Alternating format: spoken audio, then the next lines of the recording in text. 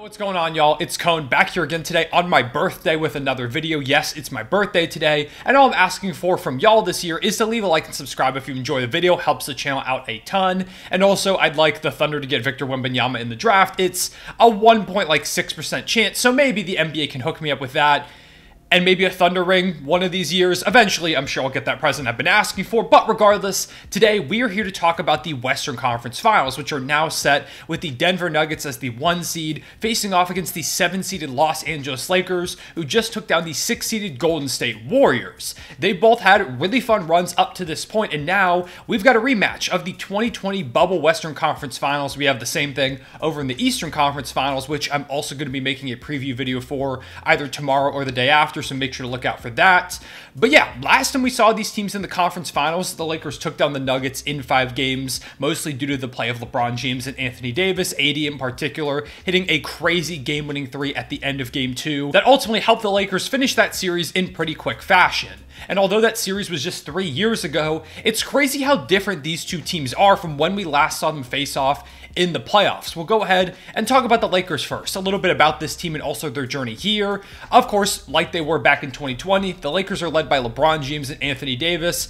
But those are the only 2 guys still from that roster. Every other player on the team is different. The head coach is different. And now, rather than being the 1 seed in the West in the matchup like they were back in 2020, they're the 7 seed. They've become only the second 7 seed to ever make it to a conference finals. They went through the play-in tournament, which was a crazy matchup against the Timberwolves. This is on top of the fact that the Lakers began the year 2-10, had an amazing, miraculous midseason turnaround, mainly because LeBron James was playing well, Anthony Davis was playing well, and Rob Pelinka made some amazing mid-season trades, particularly bringing in Rui Hachimura, who's been a great piece off the bench, D'Angelo Russell, who's had a great role to play on this team as well as their new starting point guard, Jared Vanderbilt, who has had some big-time defensive moments. They also have just gotten great play from some of their role players like Austin Reeves, who has secured a bag for himself in this offseason. Lonnie Walker had some huge moments against the Golden State Warriors. Dennis Schroeder's played really well in his second stint as a Laker. They've been really good, and they're getting a lot of production across the board. Their stars are playing well. Darvin Ham has done a pretty good job in this playoff run as a first-time head coach. And all in all, they've gone from 2-10 to 7 seed to now being in the Western Conference Finals. And the way that they've done that is both great play from a majority of guys, but also they've been a lockdown defensive team that really likes to get down low, battle inside the paint. They're not a team that's going to pepper you with threes from the outside like a lot of other squads do nowadays. The Lakers are just a very physical, get-to-the-basket, hard-nosed type team that's going to lock you up on the defensive end. And like I said, it took them through the Memphis Grizzlies and also through the reigning champion Golden State Warriors, the first time the Warriors have lost in a non-final series since Steve Kerr got into town back in 2014-15. It's a testament to the fact that these Lakers are a really, really good basketball team. And of course, they're getting the best play right now of Anthony Davis's probable entire career. He's looking like the best player on the team at this point over LeBron James, finally kind of taking that torch, especially defensively. He has been a monster, making a case for the best defensive player in the league. And offensively, he's a bit inconsistent, but when he's on,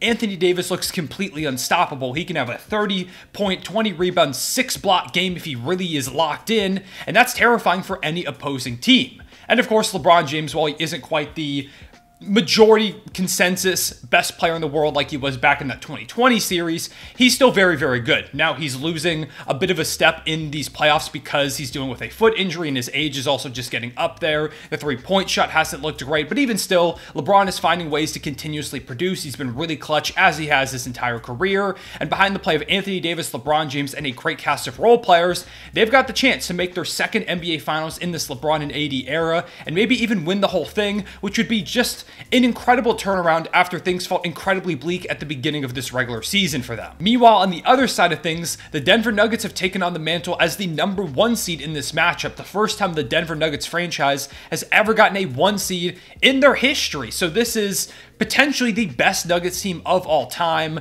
They had really great play all throughout the regular season, and in the playoffs, that's continued. They dealt with the Timberwolves pretty handedly, and against the Phoenix Suns, it was a little bit more difficult, but they destroyed the Suns on their home court in Game 6, making it look like not really that much of a challenge whatsoever. They've been playing amazing basketball, and their top guys are pretty much the same as we saw back in that Lakers series. They're still led by Nikola Jokic, Jamal Murray, and Michael Porter Jr., but now they're featuring a new cast of role players around them, such as Kentavious Caldwell-Pope, who's taken on the role of that high-level 3-and-D guard. They've also got Aaron Gordon, who's taking on the role of a high-level defensive 4 in the spot of Jeremy Grant, who was in there in 2020.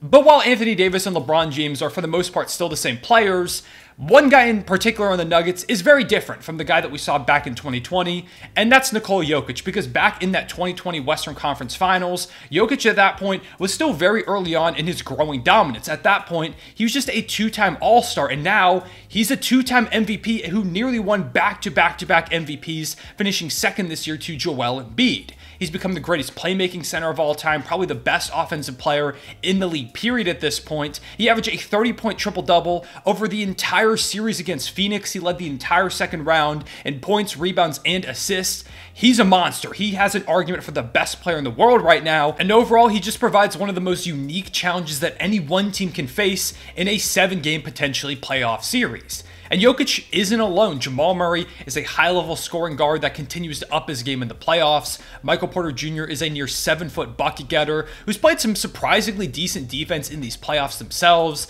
Aaron Gordon is a high-level connector and defender. Kentavious Caldwell-Pope is a phenomenal 3-and-D guy. They've got some solid bench pieces. Michael Malone is a pretty solid coach. And this Nuggets team is just incredibly well built and complements the play style of Nikola Jokic very well. This is an elite squad led by one of the best in the world. And now they've got the chance to make their franchise's first NBA Finals. They've just got to get through the Lakers. Now, with introductions out of the way, let's go ahead and break down the biggest keys to this series. And I think the thing that immediately pops off the page to me and many others is the battle between Anthony Davis and Nikola Jokic. Not only have these two been the best players for their teams so far in these playoffs, they've probably been the best two bigs, period, up to this point in the postseason. And a lot of how this series goes is probably going to come down to this battle of the bigs. Jokic is shown to be an unstoppable force offensively, putting up efficient 30-point triple-doubles, a 50-point game, and really just making defenses look silly at every turn. Meanwhile, Anthony Davis is shown to kind of be an immovable object, staking his claim as the best defender in the league these playoffs, absolutely dominating the interior and anchoring the league's best playoff defense so far. It's going to be up to him to be the first guy to slow Nikola Jokic down in these playoffs, which has seemed like an impossible task so far. In the first round, Jokic faced a lot of size with Cat and Gobert down low, yet still made the Timberwolves pay. In the second round, he made Ayton look silly, and the Suns' backup bigs weren't much help either. Now, Anthony Davis is much tougher than these guys, but if Jokic puts up even similar numbers to what he did in those series, it's going to spell a lot of trouble for the Lakers. Additionally, while Anthony Davis has had a ton of success defensively in these playoffs, the Nuggets provide a very unique and complex challenge for him and the Lakers to try and figure out, because against the Grizzlies and the Warriors, those teams played some decently ineffective shooters. Like AD was able to play off of Xavier Tillman for the most part, just kind of leave him open and roam in the interior. Same thing against the Warriors, whether it was Draymond Green or Kevon Looney. He was able to kind of just play off of those guys and be that commanding, unstoppable force near the rim in the interior, where he was either deterring shots away from the rim or anytime someone actually decided to challenge him, just destroying it and erasing it off the glass. So that was pretty effective, and it's a reason why the Lakers have been so good defensively in these playoffs. But against the Nuggets, you can't really do that, especially against Nikola Jokic, because he's one of the best 3-point shooting bigs in the entire league, which makes it really hard for the Lakers to lock down the interior the way that they have. And theoretically, you could have Anthony Davis match up on, say, like Aaron Gordon, who's probably the worst 3-point shooter in that starting lineup. But even Aaron Gordon is a solid 3-point shooter. He's shooting 38.5% from deep in these playoffs, and I'm sure you would take an Aaron Gordon 3 over a number of other shots. But if he's knocking those down consistently, how long can you leave Anthony Davis kind of just playing off of him to just, let him keep hitting threes against you? So the Lakers are going to have to figure out, how do they go ahead and both stop Nikola Jokic if you put Anthony Davis on him, because I don't know what the Lakers do if they don't put AD on him. Maybe you play Jared Vanderbilt, but he got benched against the Warriors because, well, the defense was good, the offense was just non-existent. So Anthony Davis probably needs to match up, particularly against Nikola Jokic. But if you do that, then Jokic is going to draw him out to the perimeter, and now you don't have that massive interior force that you typically had. So the Lakers are still going to have to try and find some way to let Anthony Davis roam on the inside at times to prevent the Nuggets from just getting easy looks at the basket, while also having him stop Nikola Jokic. And you could just send a double at Jokic theoretically while having AD play off on someone else, but he's such a good playmaker and an offensive player that he's going to still make the right plays out of that double team. It's really difficult. The Nuggets provide easily the most difficult challenge that the Lakers have faced faced defensively yet, and I'm really curious to see what Darvin Ham does. Meanwhile, the Nuggets are also going to have a big challenge themselves, trying to figure out how to stop Anthony Davis, who, like I said earlier, has been inconsistent in the playoffs at times offensively, but when he's having one of those games, he looks completely unstoppable. Jokic is going to have his hands full trying to stop Anthony Davis or even slow him down a little bit, and I would imagine that Aaron Gordon might also get some looks, but I assume that Jokic is probably going to get primarily most of the time guarding Anthony Davis because you have to use the size that is at your disposal, even if Jokic isn't a phenomenal defender. And so Anthony Davis is going to have to stay aggressive. He's got to attack Jokic, force him to use a lot of energy defending you so that on the offensive end, maybe he's not as effective, and maybe you can even get Joker into some foul trouble, which would be a golden opportunity for the Lakers. If they could even get him like 3 fouls in the first half and get him onto the bench for just a little bit, that's a massive win. Like last series, I think the Lakers are going to need Anthony Davis to be the best player on the court for a lot of his minutes if they want to get this one done. Not only do they need his offense, but they need him to defensively slow down one of the greatest offensive players in not just the game today, but in NBA history at the same time as he's playing well offensively. It's a lot to ask from him, but from what I've seen from Anthony Davis over the course of this season, I think he's up to the challenge. I think this whole Anthony Davis versus Nikola Jokic matchup is kind of a microcosm of the overall narrative of the series, which is offense versus defense. The Nuggets have been the #1 offense in the league basically the entire season, both regular and playoffs, while the Lakers are, of course, the #1 defense in the entire NBA in this postseason. They're going to have to find a way to slow Denver down, a goal that basically nobody has achieved so far this year. But again, the Lakers are the biggest test for the Nuggets so far in these playoffs defensively, and LA showed me some things that were really promising last series. In particular, they were able to make things really difficult for Steph Curry in their matchup against the Golden State Warriors. Now, Steph still had a great overall series because he's Steph Curry, but their ability to make his life hard and force him to be a playmaker rather than a scorer at times helped to erase some of my concerns about their backcourt defense, which again is going to come up as a big factor, this time going up against Jamal Murray in town, as well as Kentavious Caldwell-Pope patrolling the perimeter, maybe looking for some revenge against LA for trading him away after that championship season. Jamal Murray in particular has been absolutely electric in these playoffs so far, averaging about 26 points per game on nearly 40% shooting from deep through his 11 playoff games, and the Lakers are going to have to find some way to slow him down.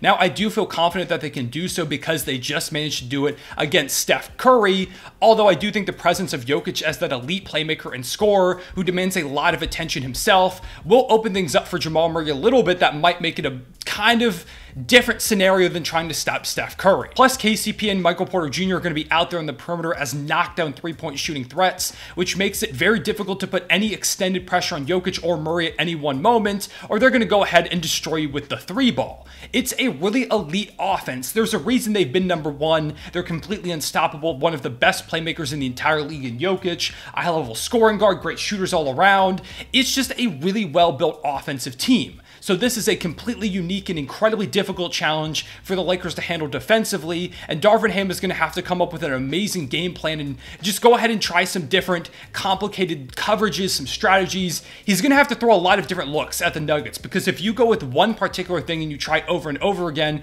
even if it's working for a bit, this Denver team is incredibly adaptable and can make so many changes in an instant that could lead to the Lakers quickly falling out of this series. On the other side of things, the Lakers offense, which has struggled a lot at times, particularly in the half court, is going to have to find ways to exploit Denver's defense, which has been their biggest weakness all season. Although, even though it's been their biggest weakness, I guess you could say, they're still a top 5 defense in the playoffs so far. They've legitimately looked really solid on that end. They've got high-level defenders like Aaron Gordon, Bruce Brown, Kentavious Caldwell-Pope. Christian Brown has looked really good on that end. Michael Porter Jr., like I said earlier, has been surprisingly effective at times. They become a pretty good defensive squad in these playoffs. Well, meanwhile, the Lakers offense has had some moments, but like I said, it can get really stagnant in the half court, and they haven't consistently found their outside shot a lot of games in these series. So I legitimately have some questions about whether or not the Lakers offense is going to be able to consistently execute against a Denver defense which has really turned it up in the playoffs. They need Anthony Davis to be consistent. They need LeBron to look like he did in that closeout Game 6 against the Warriors where he was elite. They need D'Angelo Russell and Dennis Schroeder to produce, Austin Reeves to continue to show out. They need everybody to step up, especially if the Nuggets offense continues to be unstoppable like it has been so far. LeBron in particular is kind of someone that I'm keeping my eye on because he's had a good playoff run, but it's very clear that he's not 100% dealing with that foot injury, and he really hasn't been up to the usual standard of LeBron that we expect in the playoffs. In particular, his three ball has yet to fall consistently, as has, not many guys on the team, but LeBron in particular has really struggled from deep, and they need him to bounce back, have a consistent outside shot. Maybe he does in this series. But if that trend continues and he's not hitting from outside and getting downhill isn't as easy as it once was for him, that's a big concern for the Lakers, who need his consistent offensive production to take down this juggernaut in Denver. It'll be interesting to see how they try and attack Nikola Jokic. I would expect that they're going to put him in a lot of pick and roll opportunities, which people said for a while, oh, that's the key to beating the Nuggets. Just put Jokic in a million pick and rolls and they can't do anything. But it hasn't worked so far. It didn't work for the Timberwolves. It didn't work for the Phoenix Suns. So that may just not be a viable option, although the Lakers have a lot better pick and roll personnel than either of those teams did, with Anthony Davis, LeBron James, Dennis Schroeder, and D'Lo being both solid ball handlers as well as Austin Reeves. So maybe it will work a lot better for the Lakers. They're much more dangerous in those pick and roll scenarios. But at the same time, the Denver defense has just been really impressive. Now, if they manage to force Jokic to work a lot defensively, maybe they can tire him out offensively and get a boost that they need to close out games. But the Nuggets defense is no longer a big weakness like some people still think that it is. Another really interesting narrative that we can talk about in this series is the battle of the role players, because both these teams have got exceptional play from their role players at times, particularly guys coming off their bench. The Denver Nuggets have gotten great play from Bruce Brown, who's become their backup point guard and is one of the best role players in the league, like straight up. Christian Braun has also played really well as a rookie, both offensively and defensively, giving the Nuggets some huge moments. They do have a weakness in terms of no real backup big. Jeff Green has played some minutes and he's not been really good whatsoever. I don't know if they're going to try and go maybe with a backup big when they have to face Anthony Davis at times in this series, or if they're going to continue to play him and maybe you match Aaron Gordon up with AD in the Jokic-less minutes if those two are a mismatch in terms of their playing time. Well, meanwhile for the Lakers, they get a lot of great play from Dennis Schroeder, who did start in Game 6, but has come off the bench for a majority of this run. Lonnie Walker came out of literally nowhere after hardly playing for a majority of the playoffs in the last few games against the Warriors to put up a bunch of double-digit performances, and ultimately was the X factor in the Lakers getting the series done in the time that they did. Maybe he's a guy that gets more playing time to help the Lakers try and alleviate some of these offensive woes. A Rui Hachimura shot like Klay Thompson against the Memphis Grizzlies. They've gotten some good play. Now, they also have a bit of a concern in terms of no real backup big. They don't really play anybody off the bench. They're not going to play like Wenyen Gabriel, anyone like that. So we'll see what happens there. Mo Bamba also just does not play for them either. So at the same time, I wonder what they do if they have no real big in terms of Anthony Davis going up against the Denver Nuggets. If they have Jokic in, those lack of backup bigs is really going to be a big storyline for both sides. But outside of those issues, I think both of these squads have really solid benches, really solid role players that are going to have to step up on either side to try and get this thing done. Next, let's quickly go ahead and talk about experience, because I think most people are probably going to think that experience is firmly in the favor of the Lakers, which makes sense because LeBron has been to and won more finals than a lot of NBA franchises have. Anthony Davis has been to and won a finals a few years ago. Darvin Ham coached as an assistant coach in the 2021 finals with the Milwaukee Bucks, which they won. So you would think they would have the firm advantage. But outside of those guys, not a lot of other players in this roster have deep playoff experience. Dennis Schroeder has been to a conference finals before back with Atlanta, but that's the only time he's been out of the second round. Most of the young guys in this roster, like Jared Vanderbilt, D'Angelo Russell, Lonnie Walker, Austin Reeves, don't have extended playoff runs, so none of them have really been to a conference finals like this before. While the Nuggets, they have Nikola Jokic, who is now in his second conference final, same with Jamal Murray, Michael Porter Jr., Aaron Gordon is in his first one, but he's had a little bit of playoff run as well. You've also got Michael Malone, who's the coach of those Nuggets playoff runs a couple of years ago. It's a decently experienced team. Kentavious Caldwell-Pope won a finals with the Lakers back in 2020. So I don't think it's this massive disparity in experience, which is something that I've seen a lot of people talking about when going over this matchup. Finally, I want to quickly talk about home court advantage, which the Nuggets, of course, have as the top seed in this matchup. But what I think is really interesting is that neither of these squads have lost at home so far these playoffs. Now, obviously, if this trend continues, the Nuggets end up winning this series in 7 games, and maybe that's the way it goes. So the Lakers are going to have to find a way to try and steal a game at Denver, which no team has been able to do up to this point. So those are my thoughts and big keys to this series, and now it's time to go ahead and make a prediction, which is really difficult. There's a reason this video didn't come out yesterday, and it's the fact that I haven't been able to choose a winner. I think this is one of the hardest series to pick so far. I honestly think picking this series to end in less than 6 games for either side is kind of disrespectful to what the other team has done so far. These teams have proven themselves in very different ways. They're both incredibly well built and have earned their spots in these finals, with Denver being an offensive juggernaut while the Lakers are a defensive force, and the two of them are about to collide in what I think is going to be one of the most fun series in these entire playoffs. With all that being said, I think ultimately my official prediction is going to be the Denver Nuggets win this series to advance to their first NBA Finals ever in 7 games. I think Jokic is going to have an amazing series, even though Anthony Davis, I do believe, will give him some problems. I think he's going to do enough to get the Nuggets through this round into the NBA Finals. I also think Denver is just a bit more well-rounded. Their defensive jump has been genuinely really impressive, and I do believe it is legitimate that they're going to be a good offensive and defensive team in this series. They have the offensive firepower to lure Anthony Davis out of the paint and make this defense work way harder than they've had to at any point in this entire season so far. It's a really tough decision that I've been struggling with. I really thought about going with the Lakers in 7, but ultimately I am going to go with Denver, and part of that is the fact that the Nuggets have been unstoppable at home so far. I think that Denver home court advantage is real. It's really hard to play and win a game in Denver with that altitude, so I think that does end up playing a factor. I think the Nuggets end up winning this one in 7 games, make their first NBA Finals. Nikola Jokic wins Conference Finals MVP. The Lakers fall just short of making it back to the finals for the first time since 2020. And like I said, I really think the Lakers can win this one. I know I've predicted against the Lakers every series so far, and I actually have had some Lakers fans on Twitter ask me to predict against them again in this video because they think it's, it's the cone curse type thing where whenever I pick a team to win, they don't end up winning. So maybe again, I'm doing the Lakers a favor here by picking against them. But I do think the Nuggets are just a bit more well-rounded. I think this offense is really hard to stop, and that they will end up getting this thing done in 7 games in what is going to be such an incredibly tough and well-fought series that could genuinely go either way in 6 or 7 games. So yeah, those are my thoughts on Nuggets versus Lakers. Let me know in the comment section below who you have winning this series and in how many games, and also give me your Conference Finals MVP, which I'm just now remembering as I record this video is actually a thing. But that being said, I really appreciate y'all watching. Please make sure to leave a like and subscribe if you enjoy, and hit that notification bell so you don't miss out on any of these videos. Again, you're going to be getting an Eastern Conference Finals preview in the coming days. And also, I think I'm probably going to live stream tomorrow during the NBA Draft Lottery. If you're seeing this video when it comes out, the first day that it's out, Tuesday the 16th is the NBA Draft Lottery. I'll probably be live streaming during that because we're going to know where Victor Wembanyama ends up, and that is really, really interesting. So make sure to be on the lookout for that. I appreciate y'all watching. I'll see y'all later. Real One, safe back.